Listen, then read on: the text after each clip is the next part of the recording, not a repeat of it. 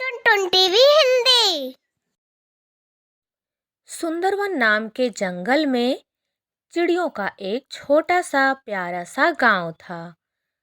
सभी चिड़ियां अपने अपने काम में व्यस्त थीं। दोपहर हो चुकी थी, लगभग 11 बज चुके थे। लेकिन टुनटुनी की बेटी पिंकी अभी तक सो रही थी। टुनटुनी कहती है, अरे नालायक कहीं की, आलसी कहीं की, अरे अब तो उठ जा, घड़ी में 11 बज गए हैं। तेरी तो सुबह ही नहीं हुई है अभी। बातें करोगी तो बहुत बड़ी बड़ी करोगी, और अभी तक बिस्तर से भी नहीं उठी हो तुम। तब तक जल्दी से पिंकी उठकर बैठ जाती है और अपनी माँ को देखने लगती है। उसकी माँ टुनटुनी तो उसे बोले ही जा रही थी, अरे आलसी, तुझसे घर का तो कोई काम होता नहीं है। कम से कम समय पर उठकर अपने ही काम पूरा कर लिया कर। ना तो तू ढंग से पढ़ाई करती है, ना समय पे मंजन ब्रश करती है, ना समय पे नाश्ता करती है। हे भगवान, क्या होगा इसका। मुझे तेरी इतनी चिंता रहती है, लेकिन तू बस डींगे हाँकती रहती है। तू क्या कर पाएगी अपनी जिंदगी में, जो समय से बिस्तर भी नहीं छोड़ पाती है। मैं क्या करूं इस लड़की का। पिंकी कहती है, क्या मम्मी, सुबह सुबह आपके लेक्चर फिर से शुरू हो गए। ये लेक्चर मैंने कितनी बार सुना है माँ। आप मुझे इतना परेशान क्यों करती हो। मैं आप ही की बेटी हूं ना माँ, कि मुझे कहीं से उठाकर तो नहीं लाई थी तुम। मुझे इतना परेशान क्यों करती हो, मुझे सोने क्यों नहीं देती हो माँ। मुझसे कोई दुश्मनी निकालती हो क्या तुम देख लेना माँ, मैं ही तुम्हारा नाम रोशन करूंगी। तब तुम्हें पता चलेगा कि मेरी पिंकी कितनी लायक थी। मुझे नालायक नालायक, आलसी आलसी हमेशा बोलती रहती हो। तुम देख लेना, मैं एक दिन तुम्हारा नाम जरूर रोशन करूंगी। टुनटुनी कहती है, अरे वो आलसियों की महारानी, नाम बाद में रोशन करना। पहले तो उठकर मंजन कर ले और चलकर नाश्ता कर ले। अपने ही काम पूरे कर ले पहले, नाम रोशन करेगी। इतना कहकर टुनटुनी वहां से चली जाती है। तभी पिंकी की दोस्त नीलू आती है और कहती है, अरे पिंकी, चल ना जंगल चलते हैं और वहां से लकड़ियां लाएंगे। मेरी माँ ने कहा है शाम को चूल्हा जलाने के लिए लकड़ियां नहीं है। तेरे भी घर में नहीं होंगी ना, अपनी माँ से पूछ ले। चल चलते हैं। पिंकी सोचती है, यहाँ रहूंगी तो माँ डांटेगी, इसके साथ चली ही जाती हूँ।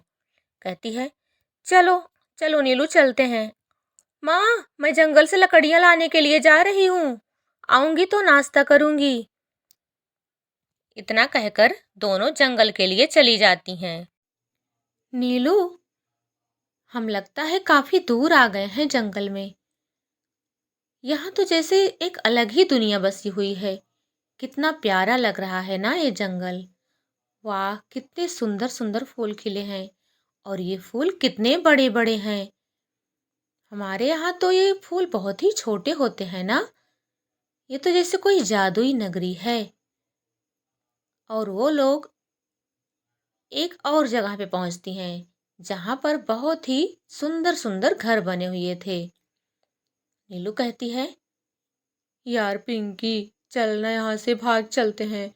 मुझे तो डर सा लग रहा है यहाँ पर। जगह तो अच्छी है, लेकिन मुझे थोड़ा पता नहीं कैसे लग रहा है। चलो ना, यहाँ से चलते हैं।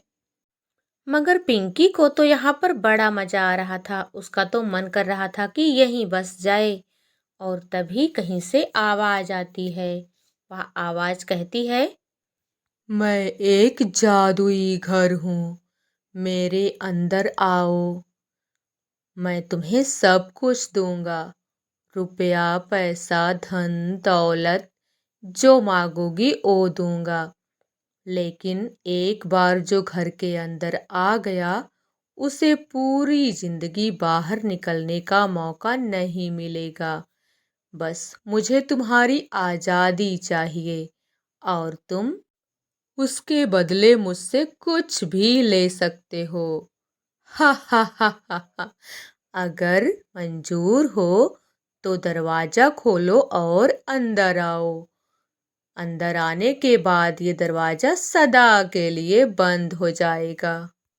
वह आवाज सुनकर नीलू तो बहुत डर जाती है।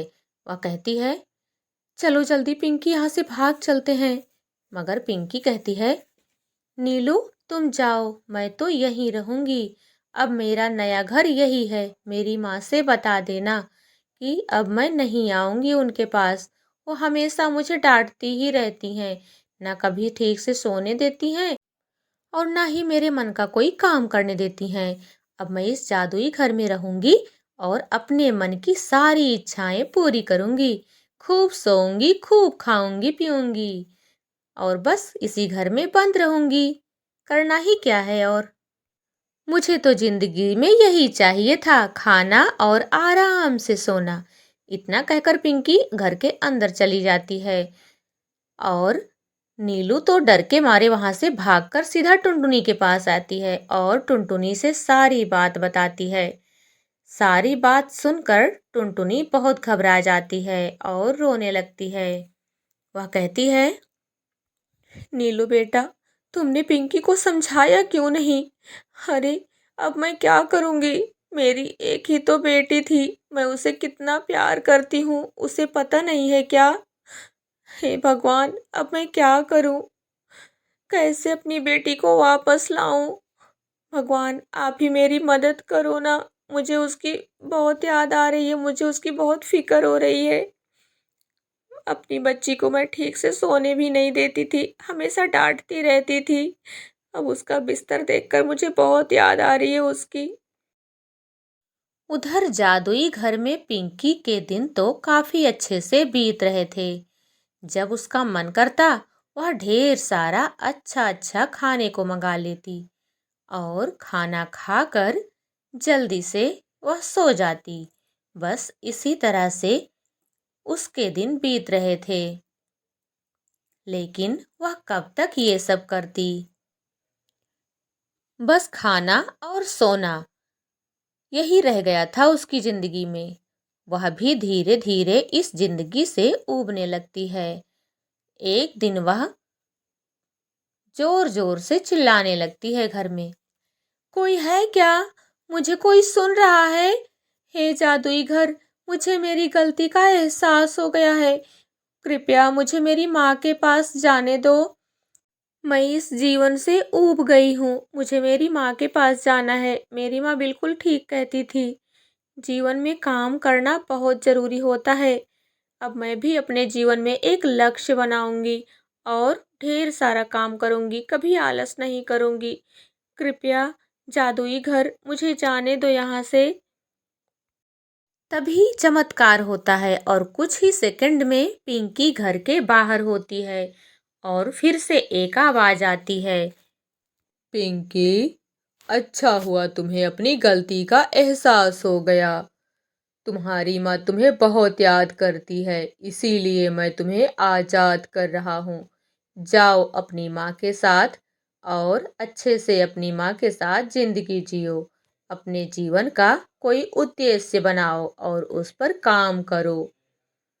पिंकी घर को बहुत सारा धन्यवाद देकर वहां से जल्दी से अपने घर के लिए चलती है और पलक झपकते ही पिंकी अपने बिस्तर पर होती है। उसे तो कुछ समझ में ही नहीं आ रहा था कि अभी अभी उसने इतना लंबा सपना देखा या फिर ये हकीकत थी।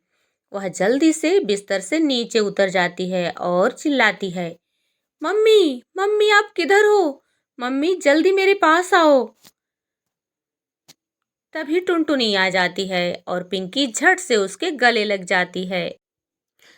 मम्मी मैं आपसे बहुत प्यार करती हूँ, आप मुझे छोड़कर कहीं मत जाना। टुनटुनी कहती है, अरे वाह पिंकी, इतनी सुबह सुबह तुम्हारी सुबह हो गई। तुम तो 11 बजे के पहले नहीं उठती थी। क्या हुआ? अच्छा रुको, मैं बाहर देख कर आती हूँ, कहीं सूर्य भगवान पश्चिम से तो नहीं निकल आए हैं।